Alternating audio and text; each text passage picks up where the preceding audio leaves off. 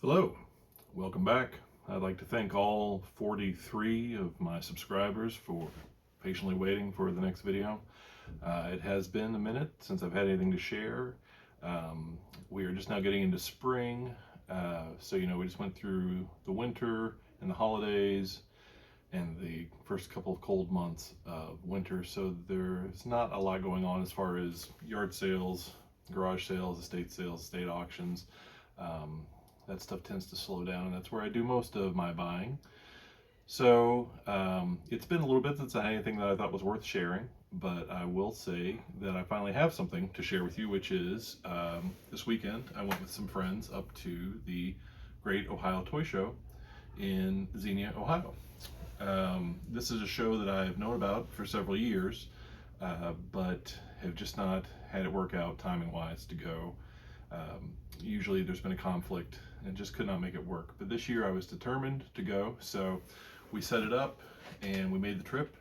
Headed up with my friends Betsy and Brian on Friday. We went to Dayton where we stayed and then got up the next morning, 5:30 in the morning, to drive out to Xenia, about 25 minutes away. And we wanted to get there at 7 so we could get in line and get a good parking place. And so luckily we got a spot right outside of the gate, front gate. And when we got there, there were maybe 12 people ahead of us, a dozen, 2 dozen people there at that point. And by 10, 15 minutes later, the line had grown quite a bit, so I was glad we got in there.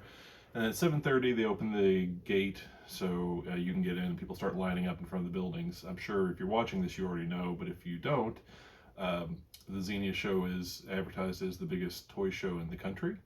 And there are 7 buildings and over 700 tables. That is actually going up to 8 buildings for the next show, which is in October. But for this show, 7 buildings, so people start lining up, and we decided to just have a seat at the tables and wait until 8 because we didn't really have anyone in particular we were there to see, nor did we know, who was going to be located where. So it didn't really matter if we got in line because as soon as the doors open, everyone just kind of pours on in anyway. So that was our strategy, and it worked out.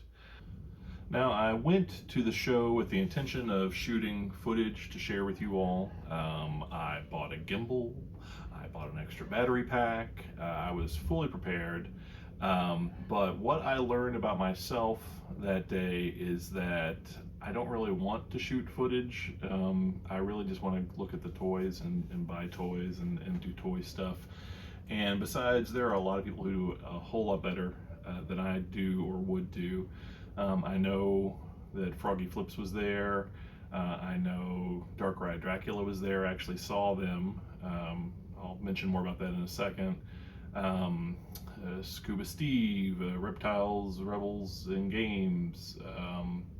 Just about every toy person that you probably already know about from YouTube was there. And they're all going to do a much better job of documenting the show than I am, because that's what they do and that's what they've been doing and that's what I enjoy watching. I like watching their videos, but my videos, I don't know if that's really what I'm meant to do.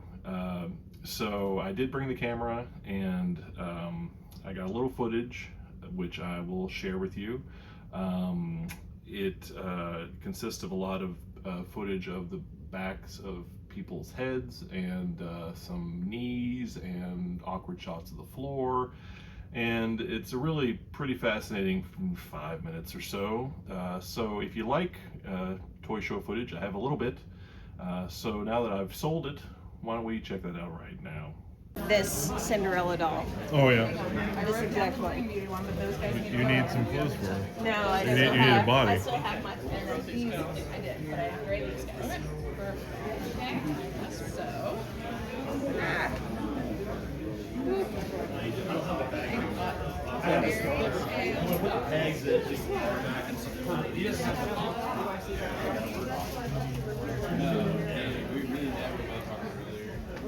I'm going to be your pain. Remember, it's technically your scout walker.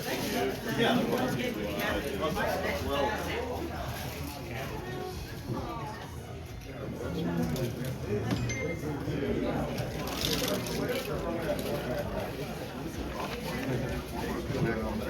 It's a newer one. Yeah.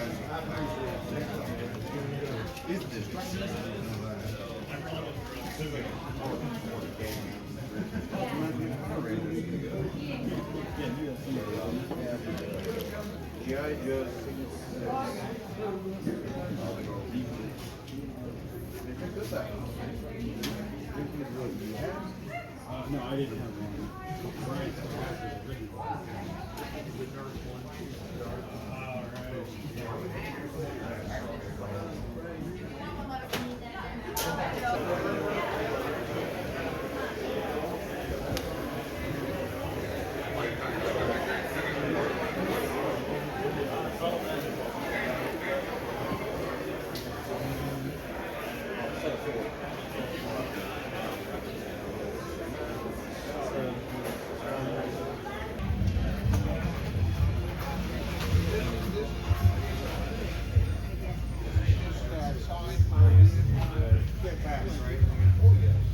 You found the parts bin. I told He did. you. They were- Yeah.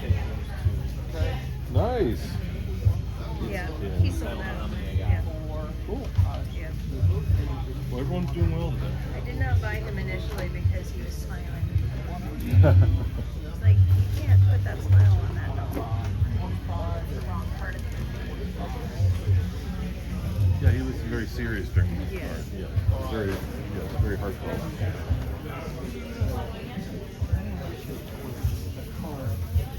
Lost money.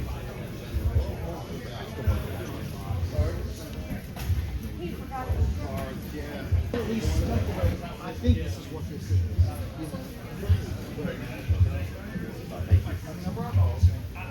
Just mine. You have any ideas? I'm looking for a Rob.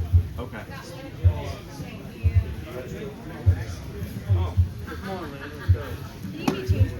Oh yeah. I have to go get Bill. Not right now. Just You want me to go get your change? Yeah, you're responsible. See how it's made? This is from the 70s. And that obviously there's no tags or nothing on these. Now, see,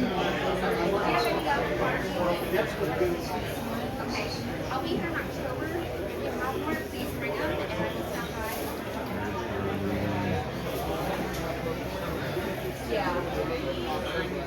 Sure, fair enough.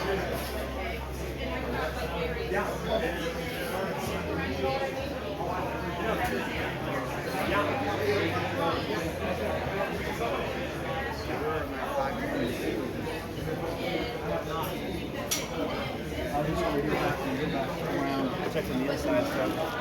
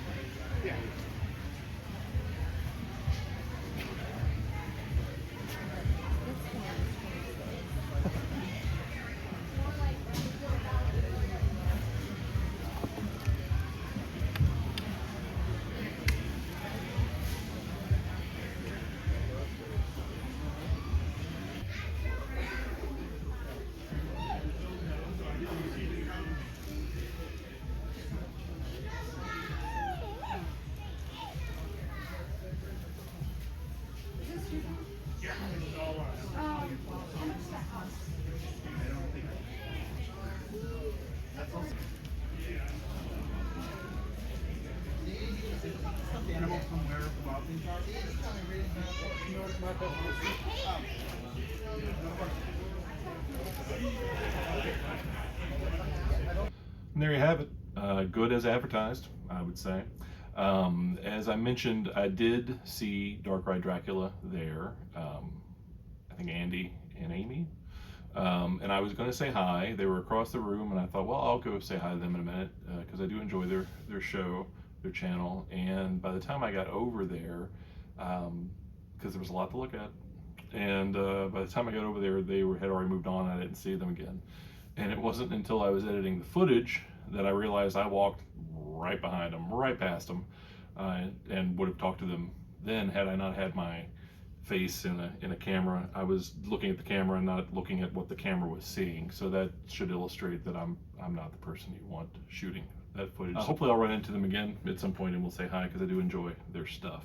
One person I did meet was Omar from Near Mint Condition, which is a comic, a collected editions channel that I really enjoy and have watched for years.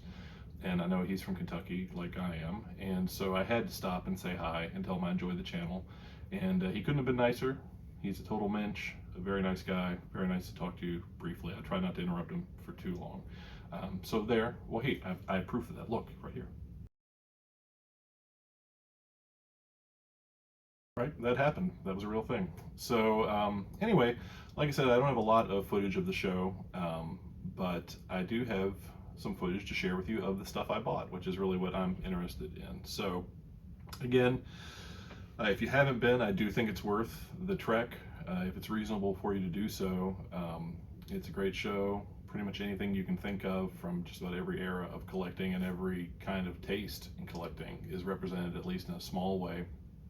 And really it's overwhelming. I wish it was 2 days, because just one day alone, we were there from 7 a.m. until about 4 p.m. and I felt like that was enough time to do 2 passes at every table, but I still didn't really have time to do any bin diving. You know, there were a lot of bins of loose figures, and there were a lot of cases with figures that I just didn't get to do a deep dive on. So maybe, you know, as big as the show has gotten, maybe at some point they'll make it a 2-day show. I think that would be awesome. But if not, maybe it makes it more special that it's only 1 day. You really have to pack it in. So anyway, it's a lot of fun.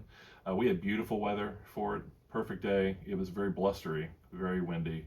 But they have the food trucks and DJ Marvel, and it's just a real fun atmosphere. So we had a terrific time, and I'm hoping to make it back for the October show. So anyways, maybe I'll see some of those folks there. Maybe I'll see you there. In the meantime, here's the stuff I got.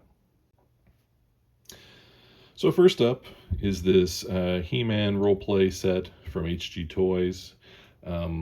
Like most of you, I'm sure, my toy collecting is mostly an act of indulging in nostalgia. There are things that I'll pick up just because I think they look cool or they fit a certain theme, but for the most part, I'm looking for the stuff that I had and loved when I was a kid, and I definitely had this. Mostly I remember the sword, which I mercilessly would beat my father with, who was a very tolerant, and he's still with us, thankfully, a very tolerant and patient and loving dad who took a lot of abuse from his very enthusiastic He-Man loving son. So I saw these at a table, had to have that for sure. And then as soon as I bought that, I noticed at the same table this Tomy Digital Derby Auto Raceway, which was a game I absolutely adored as a kid. Comes with a box, you know, the game, and the game still works for 30 bucks. I had to have that. It makes this terrible sound when you are playing it. And in fact, let me share that with you right now.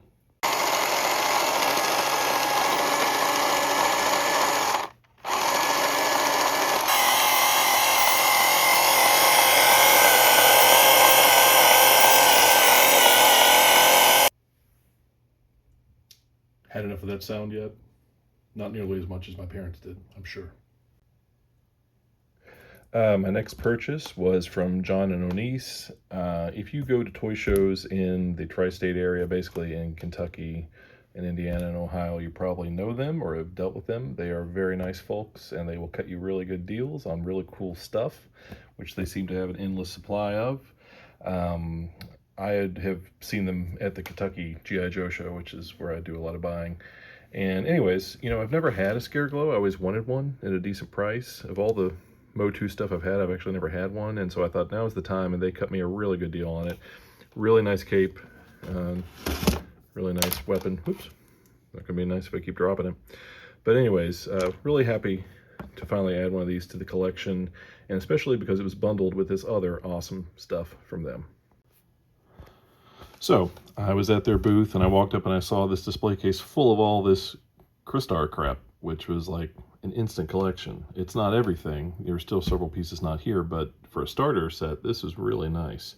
Crystar is a line I've always liked. I never had them as a kid, I had the comics, and my grade school best friend, Matt, had some Crystar stuff. And what I mainly remember is he had the Moltar and the Crystar. And when I was a kid, there weren't many Marvel superhero toys. So I would pretend that this is the Thing, and this would be Iceman, or sometimes Colossus because he had the big red boots. But anyways, Crystar stuff is super cool. The Crystar is complete. He's missing his Prisma staff thing. No accessories for these guys. The crossbow is with him, but this is actually the crossbow to the crystal playset. It's not the, he comes with a green one. Complete set on the Crystal Warrior catapult. Very cool. Includes the rocks there. Very nice. This is complete, I think, except for his Prisma staff. This is the Lava Dragon, which is just a big, chunky, solid rubber piece. You know, God bless the people at Remco for this groovy stuff. And then, of course, the Crystal Dragon. Now, the Crystal Dragon, it's pretty much impossible. I mean, not impossible, they're out there, but to find unbroken. But the wings are always broken because they made them out of this translucent plastic. They break really easy. So this is really just a placeholder till I get a nicer one someday. Of course, this set came with a figure and accessories, all kinds of crap. But still, it was a sweetheart deal for all this stuff, which they made even sweeter when they cut me a deal on that Scareglow. So it was something I absolutely could not pass up. I didn't intend to blow that much money in the first 45 minutes of being there, but if I didn't grab it, someone else would have. So big thanks to John and Onis for this stuff, which I assured them is going to its true home. This was, like he said, don't sell that. You'll never find it again. I'm like, I'm not. This is for me. So thanks, guys. All right, the next pickup was something that's been on my list for a while, which is the Mask Rhino set. This was one that I had as a kid and loved, absolutely adored it. And I've had a couple since then that I've completed and fixed up and cleaned and sold, but I really wanted one for the permanent collection. So I saw a couple of nice boxed examples, but they were closer to like $300, $350. And this one is complete. The box is really shot. It's really rough, but it's a box. And this, he gave me this for $125, which the vehicle alone with, you know, complete will sell for that. So if not more. So with the box and complete for $125, I had to take that home. We'll just give you a look here. The kid that owned this really did a number on the box, which, hey, he's a kid, it was his. I assume his, could be hers, could be anybody's. But I had a really good time coloring the insert and everything. But the vehicle's here, it's in nice shape, decals are still really nice. This door comes off pretty easily. I'm not going to mess with that too much. It's because, as you probably know, there's an ejector seat in here. You push the button on the back, shoots the seat out and blows that door off. And if you do that enough times, it gets to the point where this door does not want to stay on very well. But it's there. The figures are in here. Matt Tracker and Bruce. Oh, Sato. Well, he's down in there. These are the short mask versions. And then the missile and the radar dish at the top. So anyways, this will make a nice display piece. Even if the box is rough, I don't care. The main artwork is there, and that's really what I'm looking for.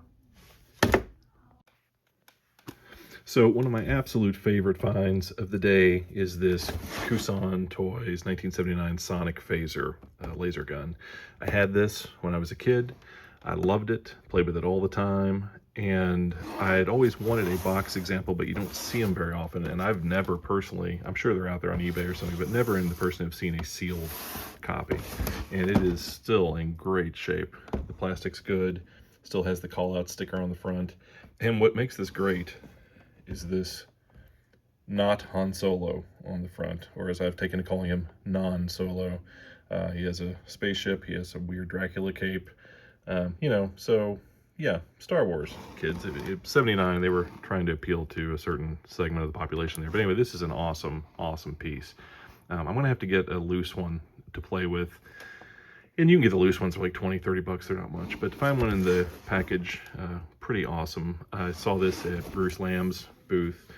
Bruce is another one of those guys that is always set up at Kentucky. And he sets up all over.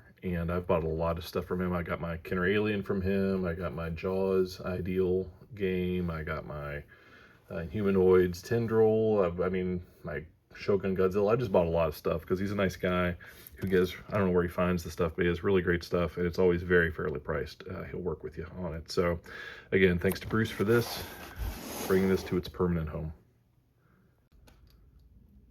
Next, from Galoob, the Mr. T real-life superhero doll. Again, one that I had as a kid.